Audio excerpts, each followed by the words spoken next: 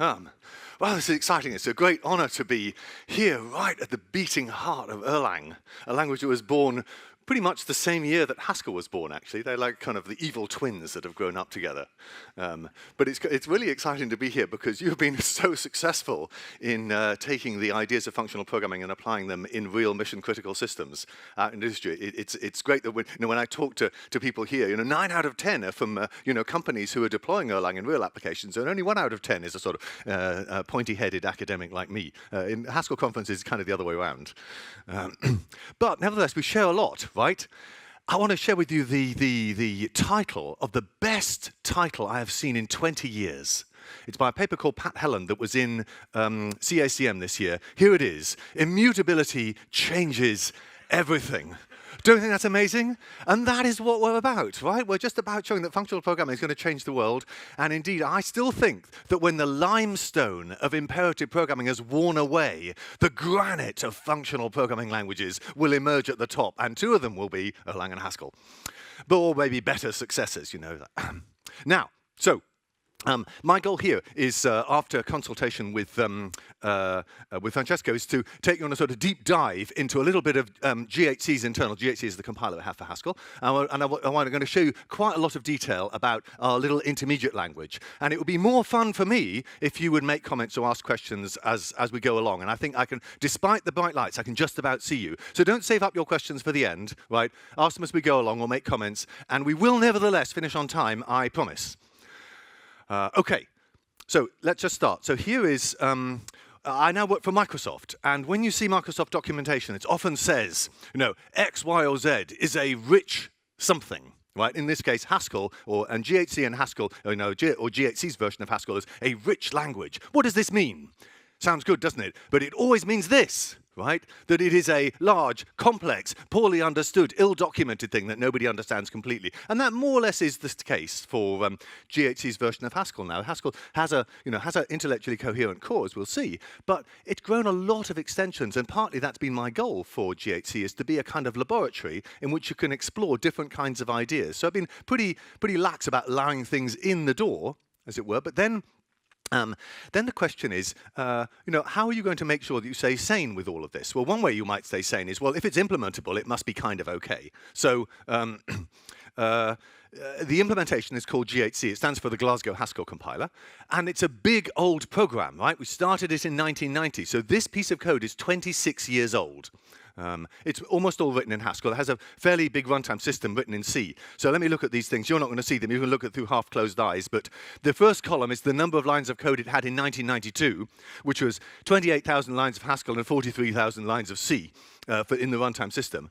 By 2011, when I took this screenshot, it had 140,000 lines of Haskell and still only 48,000 lines of C. So the runtime system had grown a little bit. The compiler itself had grown quite a lot. Now, this is quite a substantial increase in size. It's become quite a large artifact. Perhaps not large by the standards that you guys work with, but certainly large by my standards. And so I worry, as an academic, how I'm going to stay sane when I'm doing all this. How are we going to make sure there's some kind of intellectual coherence to the whole thing? Well, here's how.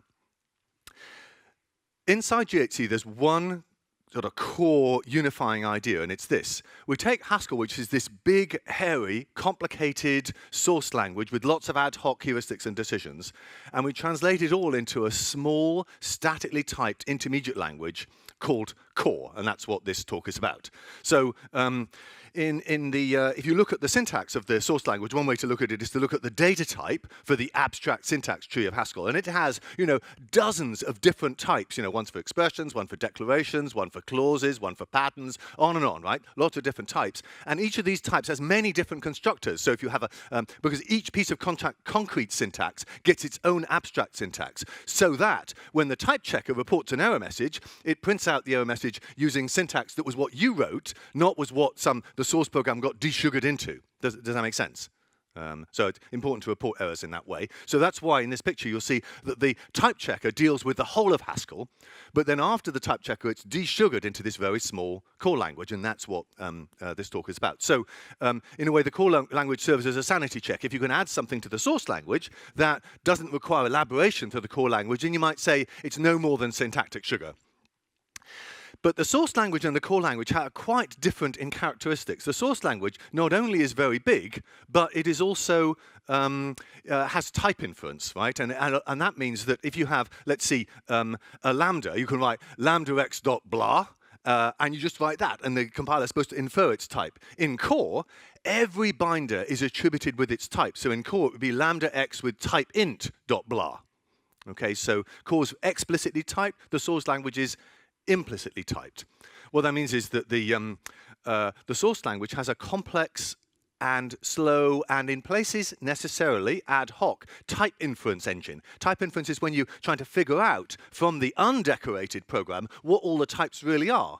Now you can see that there's going to be a certain amount of, well, we program by conventional, we make some choices that are usually the right ones, and we might let you do type annotations to explain when you want something else. So there's a lot of somewhat ad hoc choices in type inference, but in core, there's no type inference, it's only type checking. Everything is explicit, and it's fast. So, oh, and by the way, type inference can be slow as well. Because type inference is complex, it can be hard to, since I sat in the audience yesterday and I discovered that I couldn't see the bottom half of the slides, I reformatted my slides last night so they only really use the top half of the screen. So this particular one, I've simply slid the table up so you can see the bottom half. Here you go. So let's see. Programming language people like to say exactly which programs will type check and which will be rejected. That is a specification for type inference. Now, it's pretty hard to do for Haskell, the source language, and it's very easy to do for core. Okay, so I want to give you a sense of the differences between the two. Lots of these have a lot of implications for the design choices you make. Now, one thing I said about this core language is that it's statically typed, and you might wonder why. Because after all, you could make a compiler. In fact, most compilers are. They may have a statically typed source language, but then you get to some intermediate language that isn't really typed at all. So the optimizer, throws it about and then stuffs it into the code generator. Why do you need the types after all? Your source program was type correct, right? So it passed the type checker. So, and of course, the compiler is written by perfect human beings who never make mistakes, and so any optimization will be type preserving. Well, I do make mistakes, and so one big reason that the intermediate language in GHC is statically typed itself is that then after each compiler transformation, I can run a type checker on it to say, is it still type correct? And what that means is this was a sort of transformational day in my life. I suddenly felt as if I died and gone to heaven. But instead of making a change in the compiler, take a Haskell source program, compile it to machine code, run it, segfault, get out GDB, reverse engineer back through the pipeline to find that there was a mistake in the desugarer, right? That's a very, very long and painful path. Instead, the type checker on the output desugarer just said typo. Does that make sense? Really, really good, right, if you're building a compiler that's complex. Of course, that doesn't discover all errors. If you turn A plus B into, A minus B into B minus A, that's still type correct, but it ain't, it doesn't give the right answer. But nevertheless, programs that give the wrong answer but don't segfault are a lot easier to debug. And the other thing is that the design of the core language is itself a powerful sanity check on the design of the source language. So the core language has this small type system. I'll show you a little bit of it shortly. But while the source language has this large, complex type system. But just as if I can translate some kind of new source language dynamic operational construct into core, that suggests that it's just syntactic sugar. If I can design some new source language type system feature, and I can compile that into core's type system, that's a sanity check that suggests that the feature in the source language actually is not really adding anything fundamentally new. You see what I mean? So we've been very, very conservative about making extensions to core. In fact, we've really only made one major extension in 26 years. It's been a very stable language. Okay, so far so good? All right.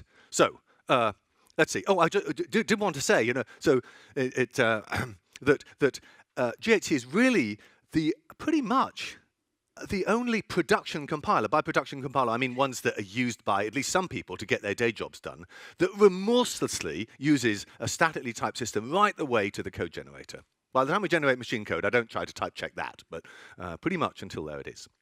And so I think it's a substantial thing. Now, why did I then suggest to Francesco that it might be interesting to talk about this at this meeting? Well, partly just because it's just amazingly interesting, as I hope I will persuade you, but also because there's very little of what I shall show you that is, specific to a lazy functional language like Haskell. Quite a lot of it would be applicable to Erlang if you wanted to write a sort of super optimizing Erlang compiler. And the other thing I like about it is because it sort of shows the way that in functional programming, particularly theory, right, and practice sort of come together. It's like, there's these big bubbles, and the bubbles kind of get closer together, so you can sort of tunnel between theory and practice. I'll show you an example of that happening. A couple of examples, actually, which I think is, for me as an academic anyway, that's really satisfying.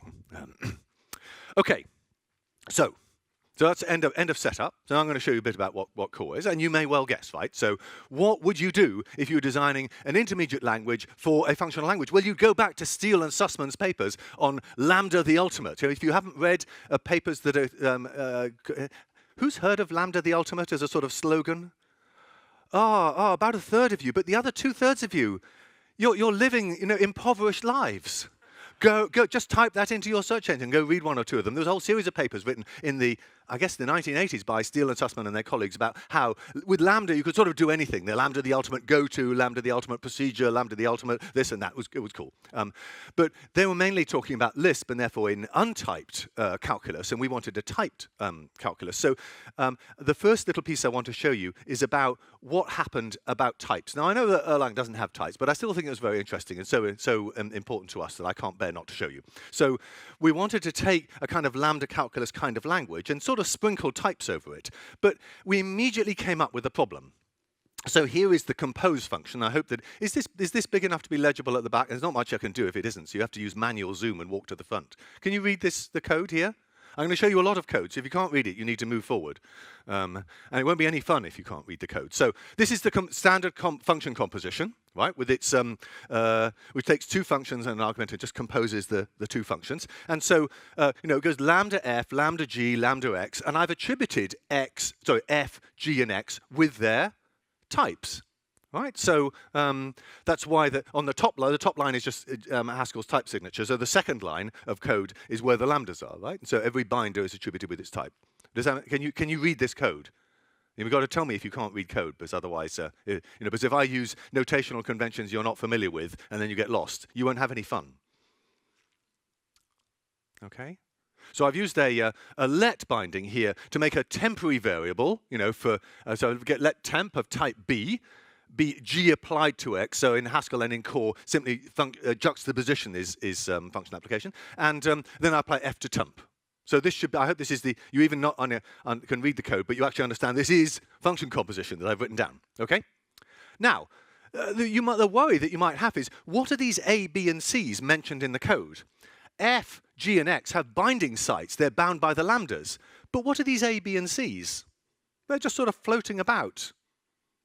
They're the sort of polymorphically bound type variables, mutter, right? So it's a bit unsettling, isn't it? And it's worse than unsettling, is that if you try to do program transformation, things go badly wrong. So here's an example of a transformation a compiler might do. If you see compose applied to two arguments, is, pos, and neg. This is on the left-hand side of the slide, right? So, and then, so I've written the definition of compose in the top right. So, but on the left we see compose applied to is, pos, and neg. So we might try to do beta reduction. That is, replace f, take the body of compose, replace f by is, pos, and replace g by neg, and then you've got, the result of applying compose to two arguments. That's just beta reduction, okay?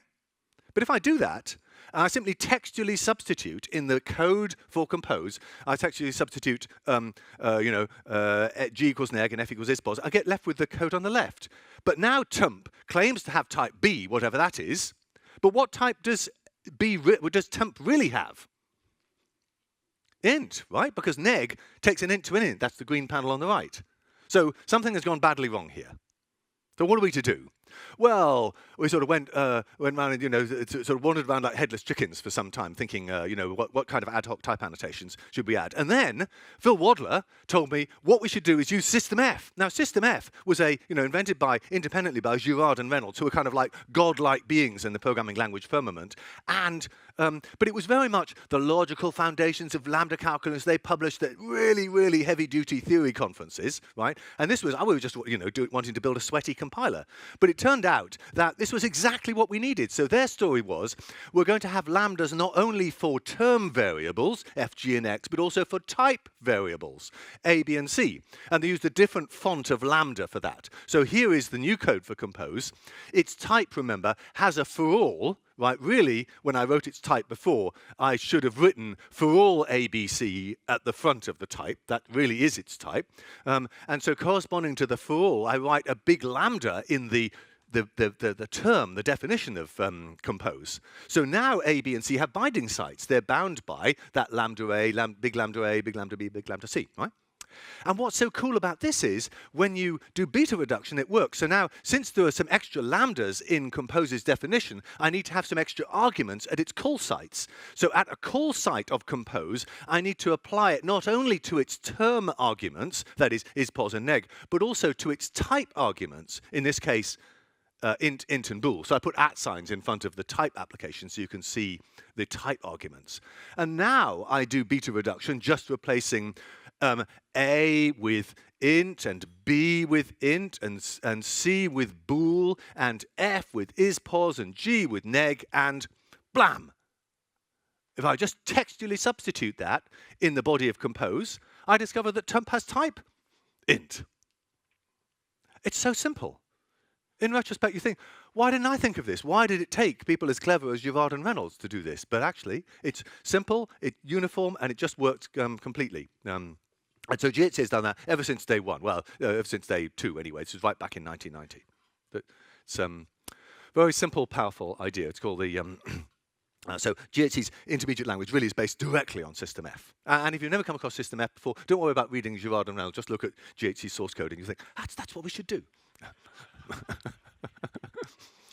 Now, in reality, GHC's intermediate language is a bit more complicated than System F, but System F just has variables, applications, and lambdas, right? We have a few more things. We're going to have literals for constants. We're going to have algebraic data type declarations. You can encode them in lambda calculus. We don't. We just make them as separate things. And therefore, we have data constructors in terms. So you might have a data type, data type maybe of A is nothing or just A. And then in the terms, we might see just as a data constructor. You will have seen that in Haskell or ML programs. And correspondingly to the data constructors, we have case expressions. So you can scrutinize an expression and say, are you built with nothing or are you built with just? This is just pattern matching in Erlang, right? But it's expressed directly in core.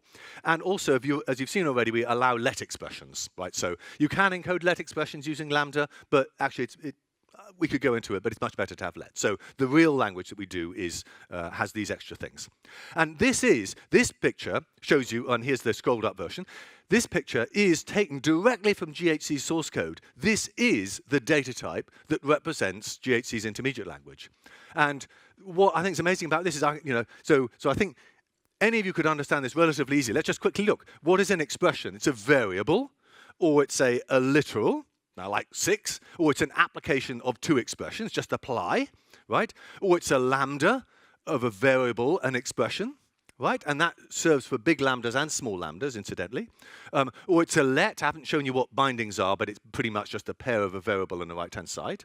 So it's a let, or it's a case expression. So case is the most complicated construct here, but it's not very difficult. Let's see, case, the first argument is the expression that it's scrutinizing.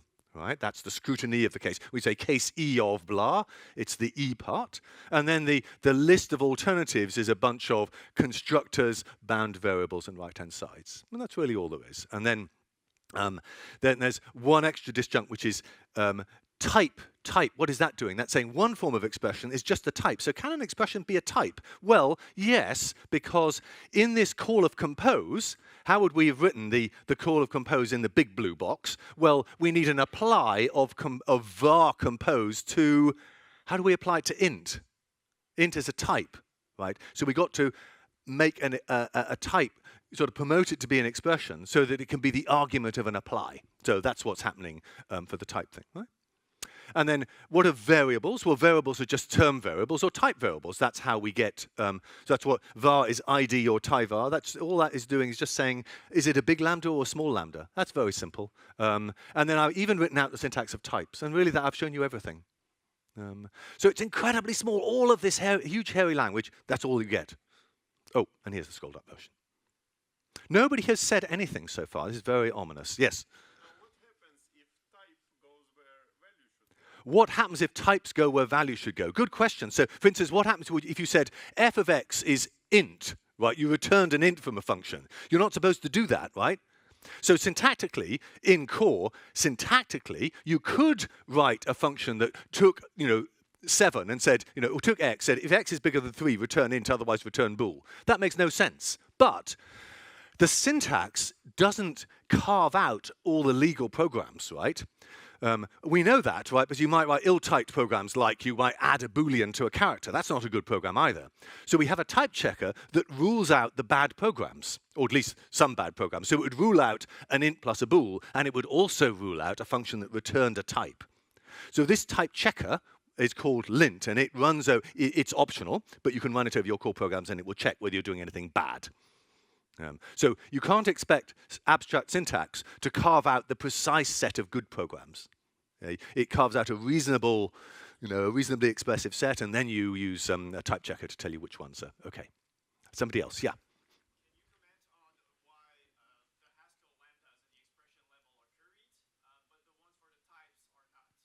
Oh, the ones for the types are. So the question is, why are the term level lambdas curried and the type level ones not? The type level ones are curried too. Yeah, in fact, you can see that here because, look, lambda, that lam constructor here, just has a variable, which could be a term variable or a type variable. It's all fully coded in a uniform way. Yeah, somebody else had a question over here. Yeah. Joseph. Oh, what are built-in function constructors? They turn out to be particular kind of IDs. Right, so when there's an ID, you can look inside, and I'm not showing you everything about. I'm lying a little bit here. In this ID constructor, right, there's a bit more that says, oh, I can tell you more about this identifier because it might be a constant. So in fact, they don't show up as literals, they show up as IDs, but you could choose. Yeah, it was somebody next to you had a question.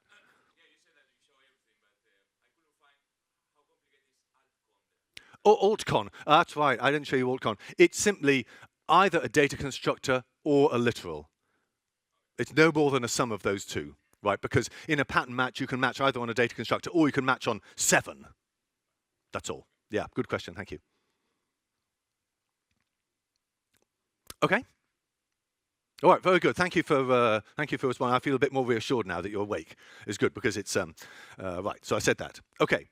I'm going to skip this because we want to get on. I just want to point out that type checking this language is really straightforward and really fast. So if you ever see papers with all those horizontal fractions in them, right, the beloved of academics, you see a big figure, and it has a lot of things that look like fractions with a big numerator and a big denominator, and they're called typing judgments. Well, the important thing about this System F language is its typing judgments are syntax directed. So if you read this figure bottom up, right, at the bottom in red, I've got a term, lambda x with type int arrow bool dot r applied to 4.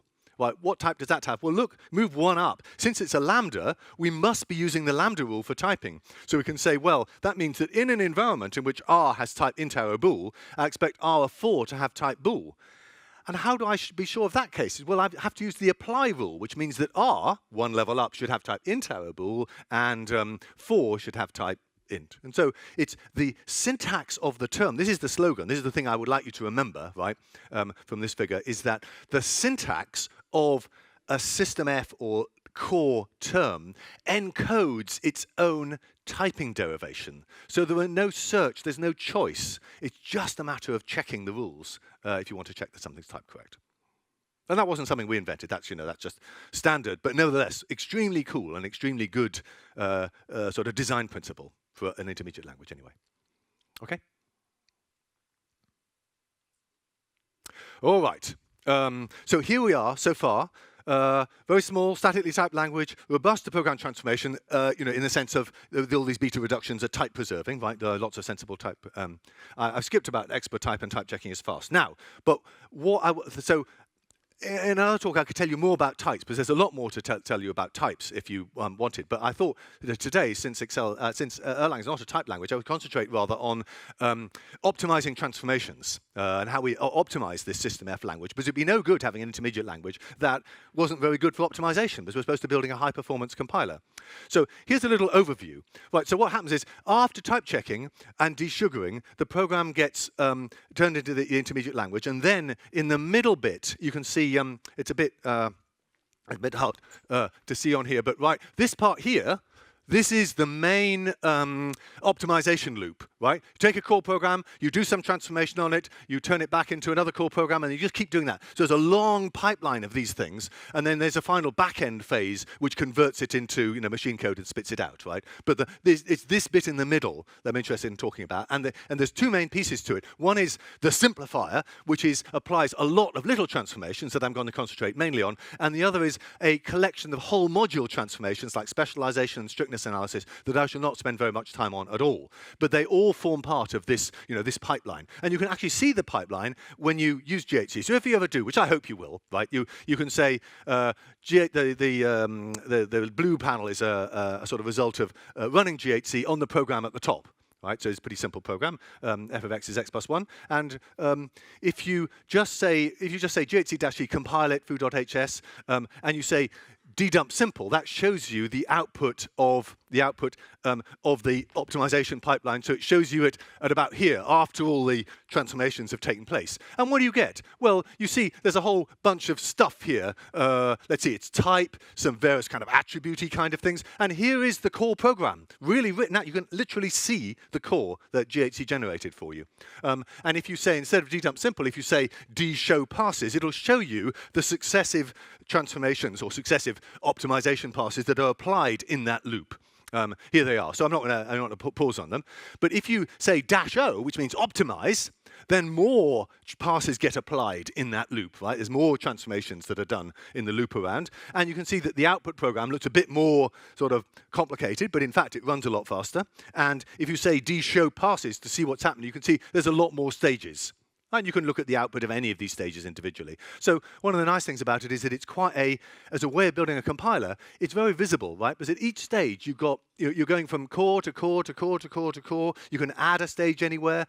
Adding a stage is pretty easy because the language is so small. It's only got these, 9 constructors. So to add a new stage could be as little as 50 lines of code, or even 10 if you were doing something very trivial. So adding a new stage is really easy, and you can just plug it into the pipeline and do some more. So that's and it's very visible. You can see the output of each stage. It's a good debugging mechanism when you're trying to see, why is my compiler generating such crap code? Okay.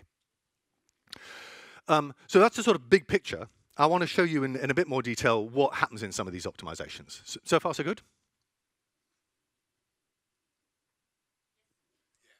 Question? No, that was a thumbs up. Okay. All right. So back to this. I'm going to focus mainly now on the simplifier part, because that's really the bit that just deals with this lambda calculus bit. And the simplifier just performs, I've described it as a hail of bullets. Right, because when you're building a compiler, people write lots of different sorts of programs, and it's difficult to write, one super optimization that will, as it were, attack all those programs and make them run really fast, right? But programs are sort of idiosyncratic. What you want to do is to write a compiler that has lots of transformations. So each one will, as it were, shoot down one of these target programs, and then with a bit of luck, if you sort of deploy this hail of bullets, then very few bad programs will be able to sort of dodge the hail and get through and still be inefficient at the end. That's the idea. So the simplifier applies a lot of small transformations. Yes? No, it doesn't work on Haskell code at all. It works only on core.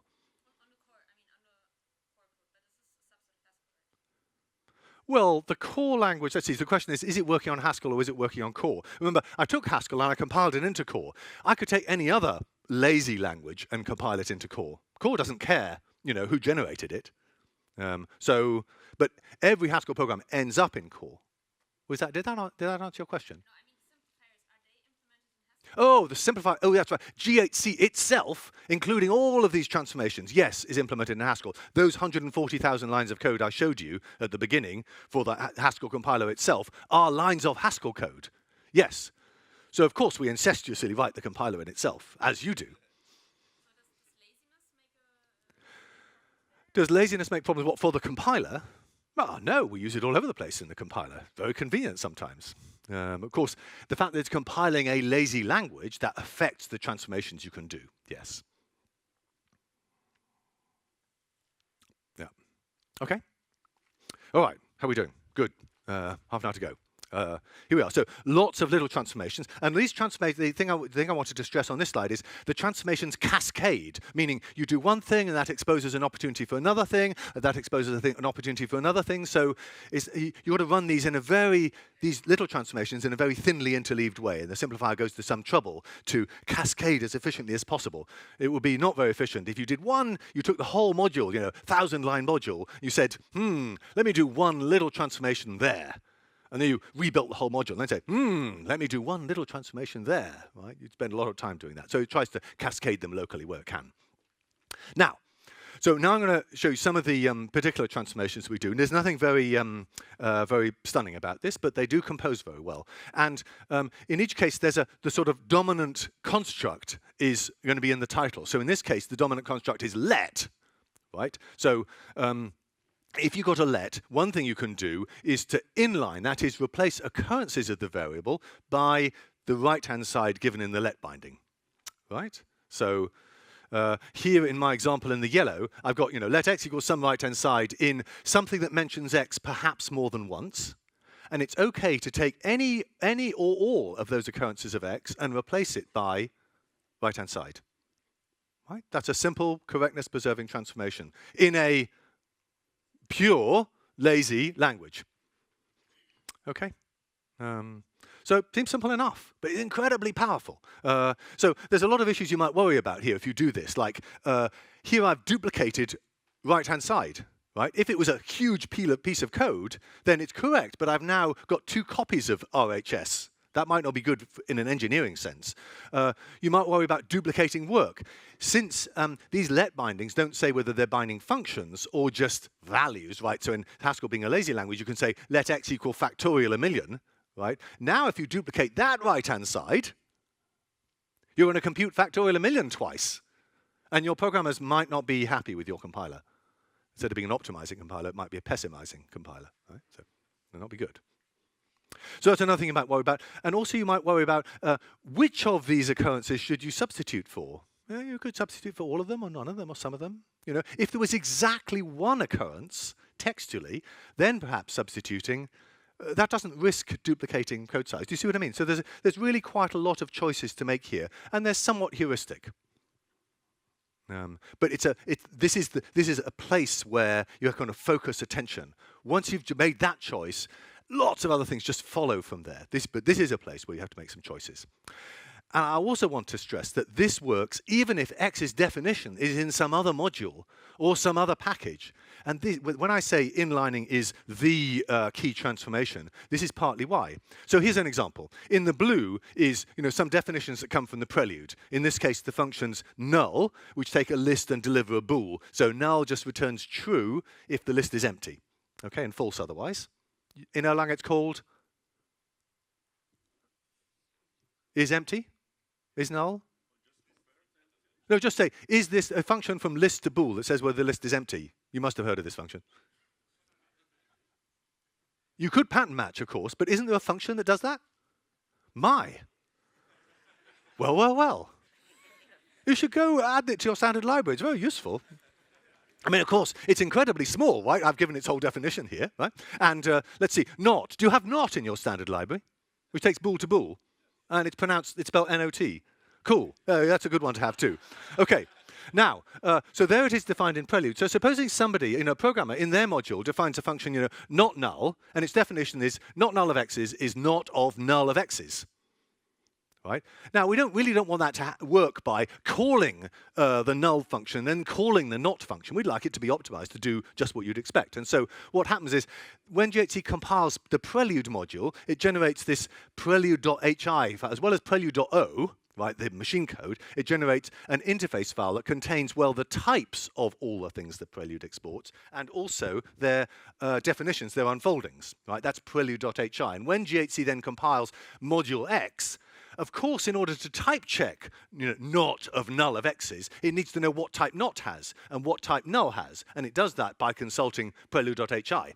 But then it can also have access to what the definition of not is and what the definition of null is so that it can inline them. Essentially, they're just lets, which are in another module. Does that make sense? And so this works not only cross-module, but also cross-package. So somebody in Australia might have written a package that you are now using. They've uploaded it, you've downloaded it and starting to use it. And lots of the little function definitions that they wrote, they just get inlined into your program and smooshed about with your code, and good things happen. Okay, you don't have to do anything to make that happen. Now, so that's let, right? The next construct we might focus on, because it goes with this, is lambda, right? Because let didn't do any beta reduction. It simply replaced, an occurrence of x by its right-hand side. If its right-hand side was a lambda, what are we going to be left with? We're going to be left with something like what's in this yellow panel, the application of a lambda to some argument. So what are we going to do? Beta reduction, right? That is, replace x with E2 in E1. Replace. For theoreticians, this is fine. They just textually substitute. For compiler writers, not good at all, right? What happens if there were lots of occurrences of x and E2 was big? We've already solved that problem. We did it with let. So beta reduction generates a let. And now we can delegate to that let stuff that we just discussed, all the business about whether to propagate the actual bit, the specifics of E2 to the occurrences of x in E1. Does that make sense? The beta reduction is no more than generate some lets. Simple and totally uniform. So that's the easy bit. The let bit is hard. This bit is completely straightforward. Okay? Mostly in other compilers, you will see function inlining is the combination of these two, right? It's something like inline and then do beta reduction all at once. It's quite helpful, I've found, to separate them. So it's a very simple idea, but very powerful. Yeah. What about variable capturing? Well, the classic stuff about substituting is you might get variable capture. Well, here there can be no variable capture, right? But in this substitution, there could. What happens if RHS mentioned y and there was a lambda y somewhere inside that body? Yeah, so the optimizer needs to be careful of that and do a bit of renaming as it goes. There's a paper called Secrets of the GHC Inliner that describes the engineering aspects about how that works. It's in JFP somewhere about 10 or 15 years ago. So good, excellent question. Okay for lambda? Okay, let's see, apply. So what we had? We had let, think of the data type. We had let, we had lam, and we had app. So what about apply? Well, let's see, so this lambda, this rule here, this rewrite involved a lam and an app, right? A lam and an apply was this rewrite here. But there's quite a lot you can do with just applies alone.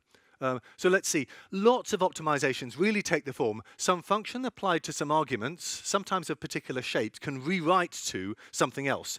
And if the function is a lambda, well then, we're back in this case. But what if the function is something like plus, right? So then you might like to say something like plus anything and 0 is the thing.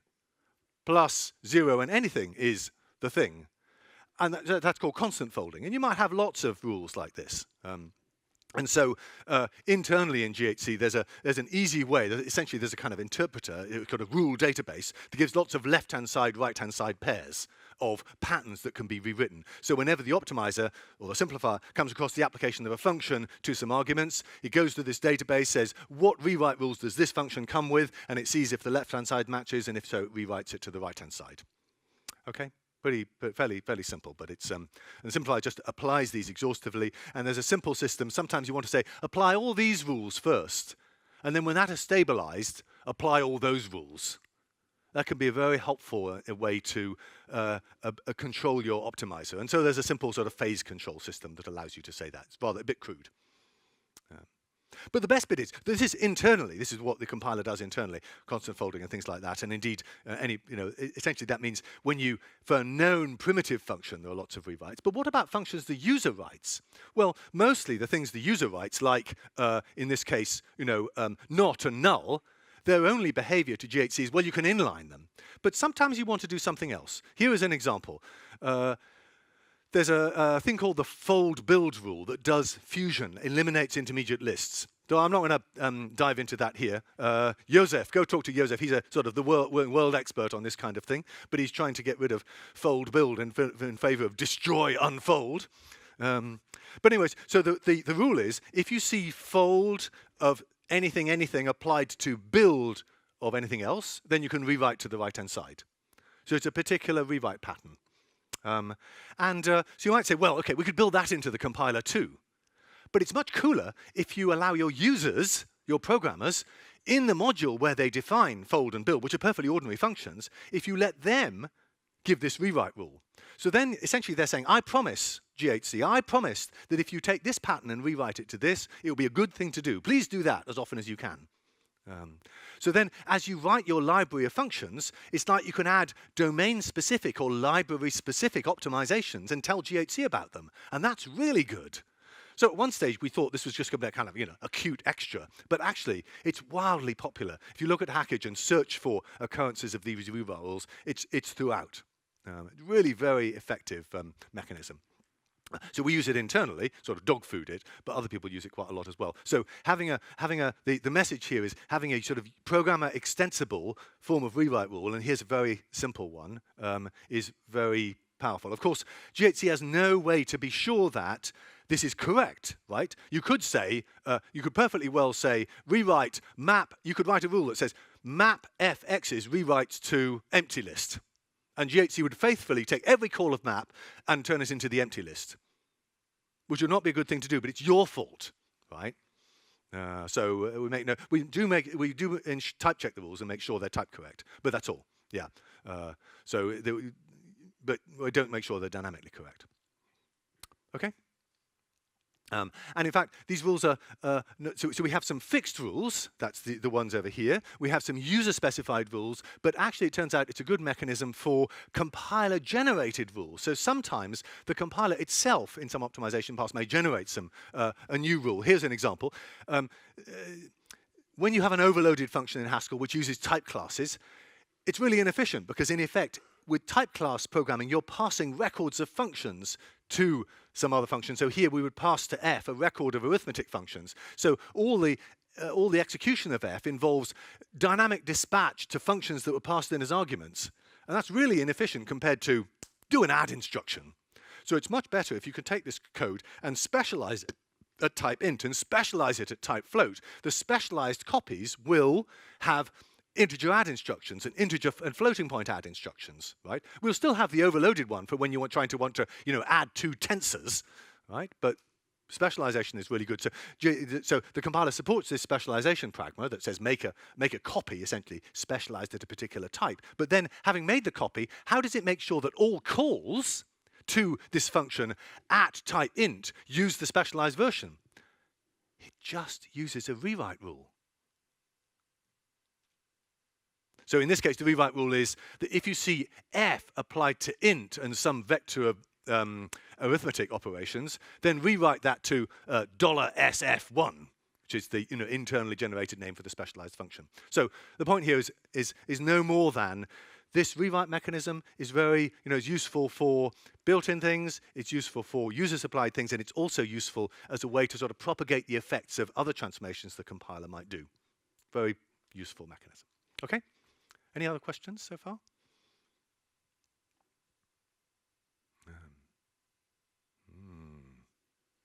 That's not good. You better think of something, because otherwise I shall stop for longer. Okay. I want to finish with, yeah, oh good, yeah, all right. No, there is no support for testing the rewrite rules. It would be a good thing to do. Right, be a absolutely, we should quick check, have some mechanism. You could press a button and say, take all the rewrite rules and quick check them to death. Quite what you would do with fold build, I'm not sure, because you've got to generate functions. But then Kuhn knows how to do that too. That'd be a cool idea, yes. Yes. A PhD student should do that. Are there any PhD students here? Probably aren't, actually. Okay. So the thing I want to finish up with is, which will take a little longer, is case. Now, case, I said, is, it's a primitive thing. It's part of core, and it comes with a particularly interesting collection of transformations, which are rather less well known. So I'm going to spend a little moment on it. The first things are simple, right? If you see case true of something, you can just pick the right alternative. So here, case true of if the alternatives are, case true of false arrow E1, true arrow E2. What should we do? Well, E2 is the answer, guys. Right? No problem. So it's a bit like constant folding, but for case. We know exactly what to do. So that's all right. But it turns out to be very important to be sensitive to enclosing bindings. So if we have let, x equals a cons a's, and then somewhere deep inside we have a case on x, then we know what to do, don't we? And you could say to me, why don't we just inline x at this, in this case scrutiny? Choose that occurrence of x. That would be a good place to inline so that the case can do its stuff. Right? And it turns out there's a good reason why we don't want to do that, but we want to do something that's equivalent to that, so that the case rule can as it were, the simplifier will have some environment that will tell it what about the bindings of any enclosing lets, and when it comes to that case, it will sort of look up in its head and say, oh, I see that x and it has an enclosing let binding for x that says it's a cons, so I know what to do. Okay? Not rocket science. No rocket science here. Nothing very sophisticated. But slightly less obviously, we also want to be savvy to enclosing case expressions. So supposing you have a case x of, and then so this outer case here is scrutinizing x, and in the true branch, somewhere deep inside the true branch, we scrutinize x again. Well, we know what x is now. We know it's true, don't we? So we can do a reduction on this inner thing. Now, so it's obvious enough, but you think, is this important? I mean, so yes, but duh, who writes code like this? Why is this important in practice, in a compiler? Because how did the compiler write it? Other optimizations, in particular? Inlining, yes. Inlining, right? So originally that inner red case might have just been f of x, right? But then I inlined f, and the body of f had a case, right? This is super common. It's really important to get this right, and a bit harder to do this by inlining. Okay. Now, case of case is more fun. Now, let's see. So here I'm going to take as my example that same not null function that I used earlier. So the definition at the top, not null of x is equal to not of null of x's. Now, and the definition of null and not are on the right in blue. So in the first step, let me, I want you to imagine that I've inlined not and null and done beta reduction. So, no, beg your pardon. In the first step, I've inlined not, right, and done beta reduction. So I'm left with the case. This case came from the right-hand side of not. Well, this is really a case expression, right, after it's been desugared, right? So this is just the not. True goes to false, false goes to true, and I'm scrutinizing null. Now what happens? Let me inline null. Very good. So here's null. This red stuff is the result of inlining null. Are you with me so far? It's kind of important, because once you get lost here, things are going to go bad very quickly. I want you to really feel you understand what this red code, or sorry, this bottom panel is. Okay? Now what? Are we stuck? We are not stuck. What can we do? I think of this outer case, the black case, as kind of like a crocodile. Right? Its jaws are open, it's trying to consume something. It would like it to be a data structure, but then it could go, chomp, chomp, chomp, chomp, right? But it can't, because this is not a data structure.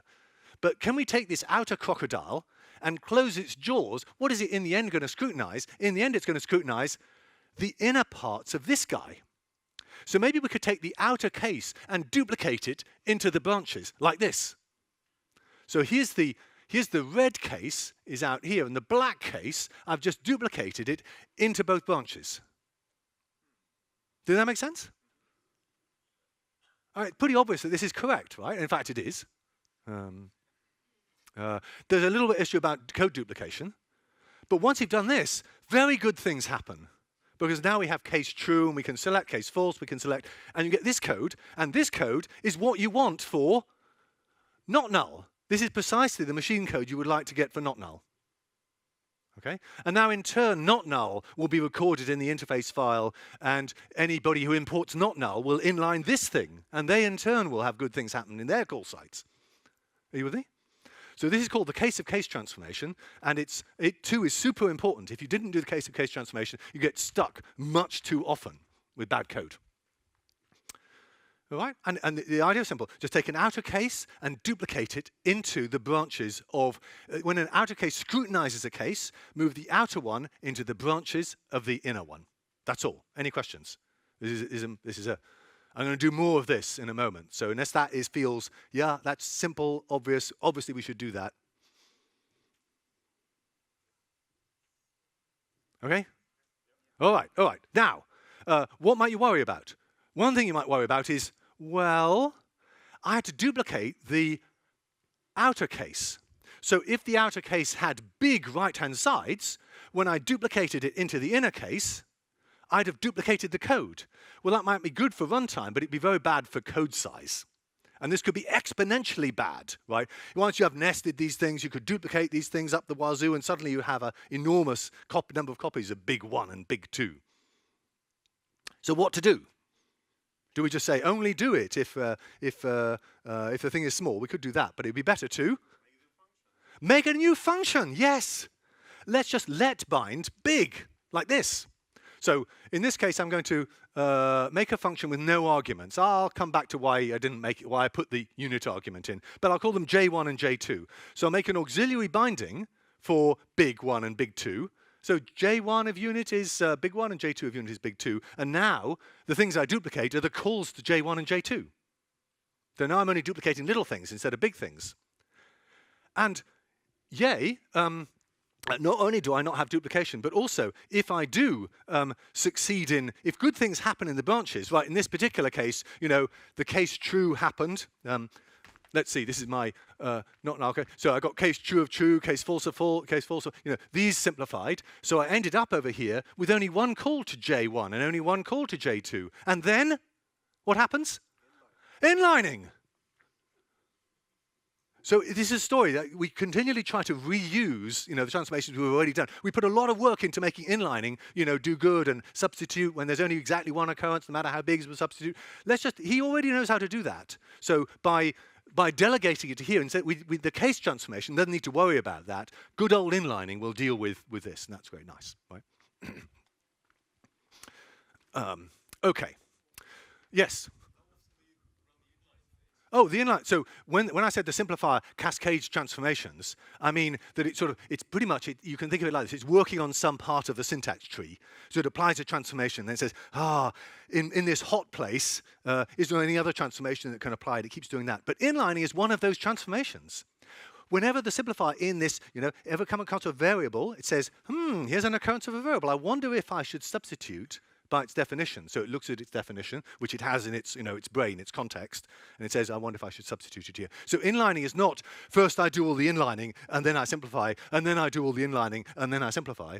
Inlining is one of these cascaded transformations. Thank you. Yes. Excellent point. Because it's usually thought of as a big complicated thing, but it absolutely has to be interleaved if you want to do this efficiently. Yeah.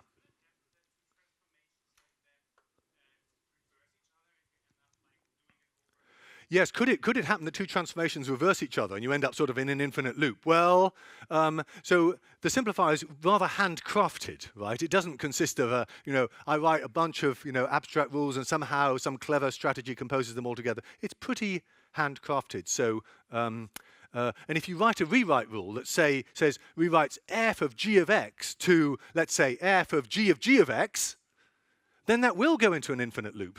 And so the handcrafted rules are carefully crafted so they don't. Rewrite rules can blow that up. Inlining, we're very careful not to inline recursive functions, and but Russell's paradox can mean that that gets a bit screwed up. It is possible to make the simplifier go into an infinite loop if you really try. So there's a kind of step count thing to get you out of that. So it's not wholly satisfactory, but more or less, and nor is it confluent, right? You'd like to say, if I apply this rule and then that, is it the same as doing that and then this? That's not true either. So it's a bit ad hoc and unsatisfactory. It just works really well in practice. So there's another opportunity there, I think, for doing somehow a more systematic job of this. Yeah.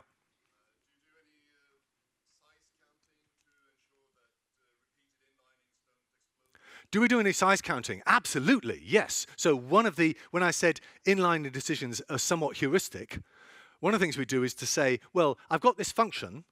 Shall I inline it at this use site? Well, if the use site is the function applied to some arguments, right, you might say, well, if it's a little function, then it would be a good idea to inline it. And if it's a moderately sized function that maybe case analyzes one of its arguments, and at the call site that argument is a data constructor, then maybe I should inline it. So there's a bunch of heuristics that to do with the size of the let binding and the context of the occurrence site, and that's completely hand-tuned. Right? It would be better to have some kind of search. Let me try inlining it and see if that exposes good things to happen. If good things don't happen, then I'll reverse that decision. Don't do any of that at the moment. There's another opportunity. Yep, at the back. Louder, please. Even louder.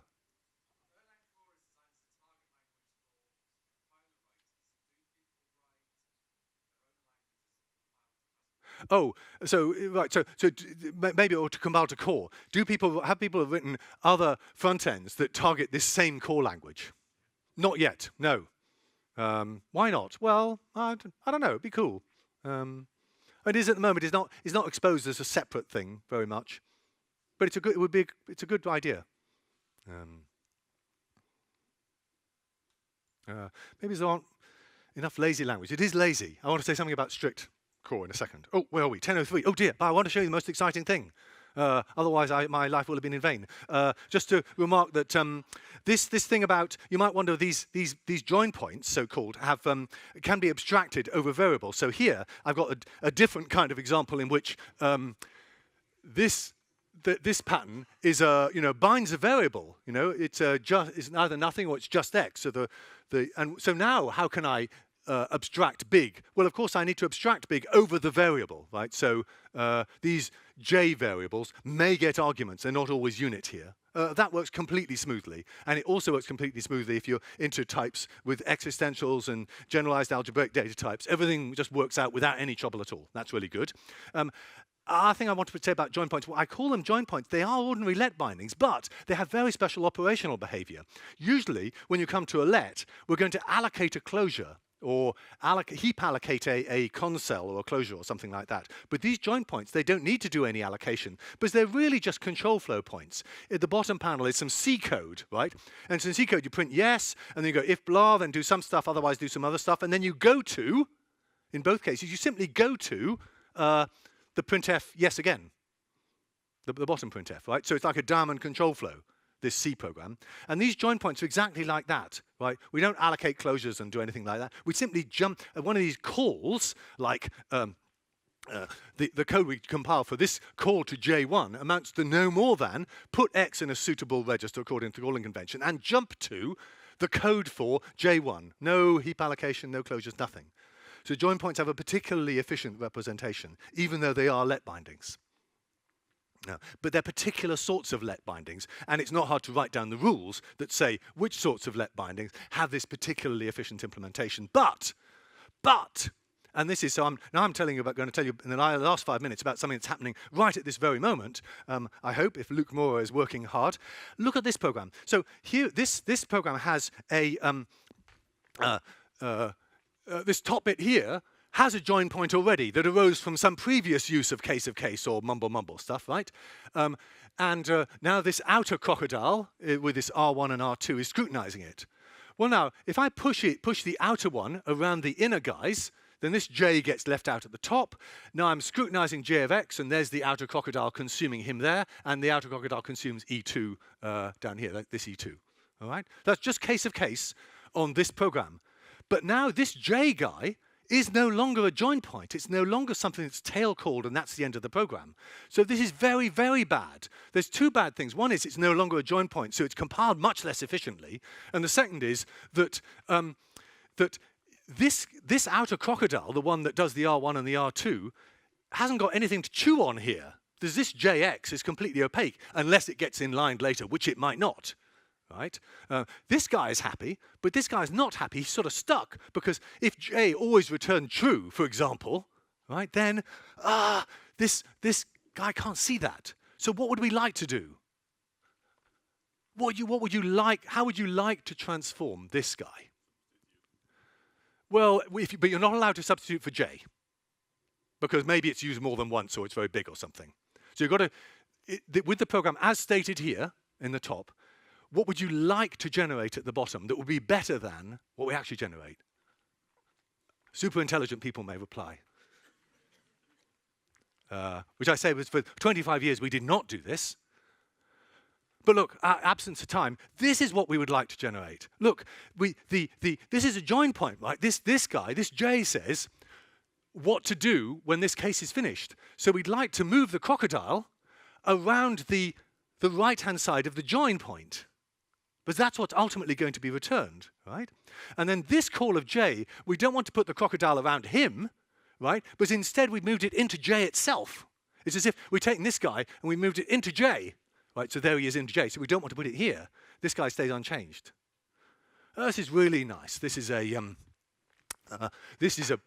oh, crumbs. This is a very substantial improvement, at least in some programs. And when I say it's hot news, we got to this idea by taking sequent calculus and saying, would that be a good intermediate language instead of lambda calculus? There was a long folder. We had a paper at ICFP, and Luke Moore is implementing this change to GHC right now. And it gets much better fusion, as I showed to Joseph yesterday. So this is I'm quite excited about this. It's not going to make a difference to many programs, but it'll make a big difference to some programs, and that's what compiler optimizations are always like. Okay, I've got to wrap up. There's tons of stuff I've not told you.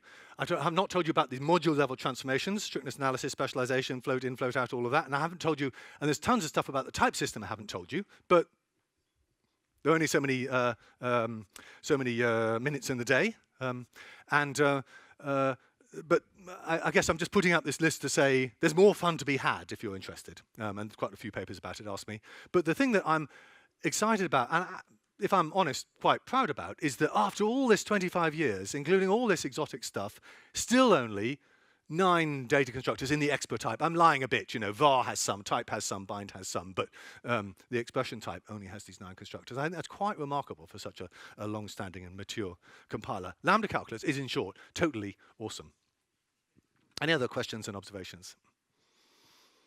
Yeah. So yes. So what about duplicating R1 and R2 here? So of course R1 and R2 would be turned into join points themselves, right? Exactly like I did here, right? When I said what about duplicating big 1 and big 2, I said I'll just turn them into J's. And so you could imagine that as a preparatory step before doing the transformation. You can do exactly the same here. It's a sort of orthogonal question, if you like.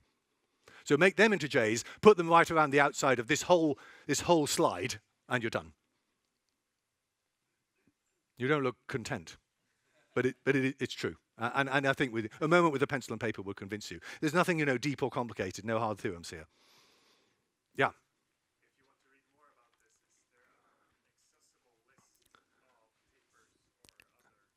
Yes, there's a question is if you want to read more about this, is there a good list of papers? There's a sort of reading list on GHC's wiki that points to lots of, so almost everything here has 1 or more papers about it. There is no systematic, this is the book that describes, the compiler as is, but there are, must be 20 or 30 papers about various aspects, and there's a sort of reading list on GHC's wiki. So go to GHC's homepage and then look at the developers wiki, right? There's a link in the right-hand, and then there's a reading list there. Yeah, Joseph.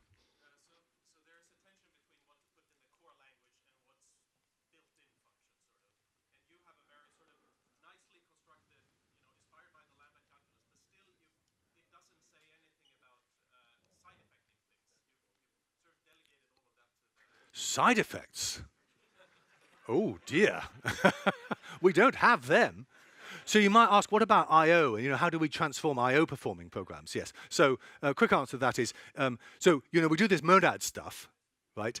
But the monad stuff expresses I/O as a state transformer. So it has a token that represents the state of the world, right? It really is a value, right? Which has a name. And that's sort of passed through the program in a threaded way. And as far as the compiler is concerned, it's simply a value. It's as if you were mutating this state through the world, and that keeps it sane. But then when we finally generate code, we don't really pass a token. We just but for almost all of the compiler, it's as if there were no side effects whatsoever. There was simply you know, a value that was changed to a new value that was changed to a new value. That's the simplifier's view.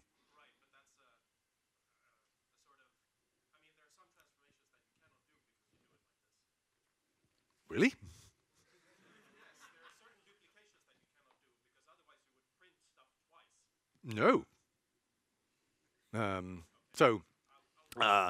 Yes. This would be embarrassing, yes. So there's a certain linearity that's enforced on this state, right? Like you can't sort of fork it. But so there, in effect, we've got a sort of trusted code base of library code that doesn't duplicate. Really, it's the monad implementation, that's all. I'm looking at my chair. Where's my chair gone? Are we okay? It's up to you now. We're into injury time. Well, we're kind of out of time, but I think we can have time for at least one more question before moving on. At least one. Right, go. Yeah.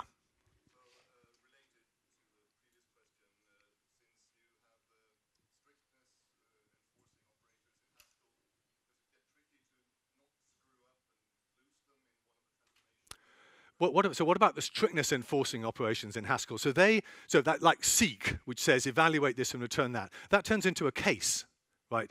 So seek turns into case X of, you know, and then a default branch because it matches on anything. So case is strict, right? So seek turns into case, and then all transformations must be careful not to just throw away cases because then it might make the program lazier than it should be. So yes, you have to be careful to respect the semantics of the language, but case, you know, does that. And I should say that one of the other things that I think would be that I've not I think is an interesting thing to work on is strict core. So I think it'd be really interesting to take, at the moment it's lazy, but it'd be cool to define a version of core that was call by value and sort of encode laziness in it, and then you could compile strict languages and lazy languages into the same thing. And this has been a dream for a long time. Nobody's actually demonstrated it working in a production compiler. I have some ideas, but there's a lot of engineering to do.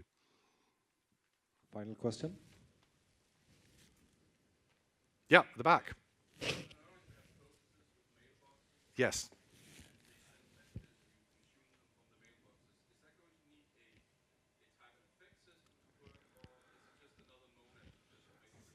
So in Erlang you have these mailboxes and you send messages to each other, which are kind of side effect, right? So as far as, and receiving is a kind of side effect as well. So it's treated in Haskell the same way as any other form of I/O. It's kind of like my answer to Joseph as a sort of token passing thing. So, and Cloud Haskell is a sort of homage to Erlang in that it implements its Haskell processes, right, that implement Erlang's failure semantics and message passing, but in a monad that allows you to send and receive messages.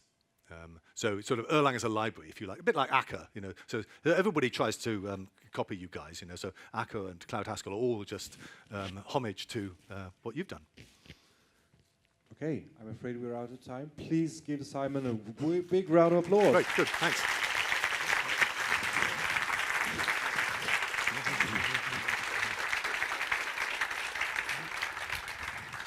Thanks a lot.